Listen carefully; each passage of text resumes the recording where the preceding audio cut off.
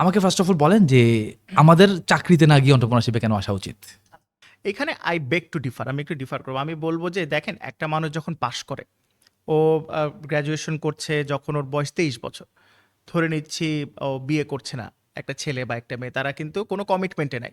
3 to 4 years তারা হাতে পাবে, যে সময় তারা একটা মাস্টার্স করতে পারবে বা একটা ক্যারিয়ার আগাতে পারবে। 7 দিন, একটা সপ্তাহে অনেক লম্বা একটা সময়। আমি এদেরকে বলবো, যেহেতু কনসিডারিং বাংলাদেশের কারেন্ট মার্কেট, 100% ব্যবসায় ঝাঁপ দেওয়াটা রিস্কি। যেটা করতে পারে, ডু আ ডে জব, যেই ডে জবটা সন্ধ্যা 6টার মধ্যে শেষ হয়ে যাবে, অ্যাবসলিউটলি ফাইন। তারপরেও তো সময় থাকে। Do something after office, weekend আছে, 2 দিন না পেলেও 1 দিন তো পাচ্ছে। সো এই যে এক্সট্রা আওয়ার যে কাজ করবে, এক্সট্রা আওয়ারের মধ্যে একটা ব্যবসা দাঁড়া করানোর চেষ্টা করুক। এদিকে যেটা হবে, 3 বছর জব করতে করতে তার একটা জব এক্সপিরিয়েন্স হচ্ছে, এবং সে কিন্তু মানুষ ম্যানেজ করা, সিনিয়রের সাথে কাজ করা, জুনিয়রের সাথে কাজ করা, ইন্টার টিম কমিউনিকেশন করা, সবই কিন্তু সে শিখে যাচ্ছে। অন দ্য কন্ট্রারি, তার ওই যে ছোট ব্যবসাটা, সেটাও দেখা যাচ্ছে সে একটা দুইটা লোক রাখছে, রেখে কিন্তু সে আস্তে আস্তে বড় করতে পারছে।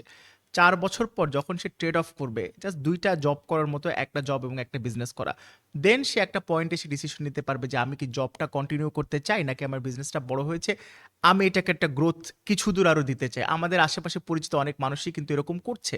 আমি সাজেস্ট করবো যে দুটাই একসাথে করতে, কারণ ভাই, সোশ্যাল মিডিয়ায় ডুম স্ক্রলিং করে সময় নষ্ট করার থেকে একটা ব্যবসার জন্য দৌড়ানো ওয়ে বেটার।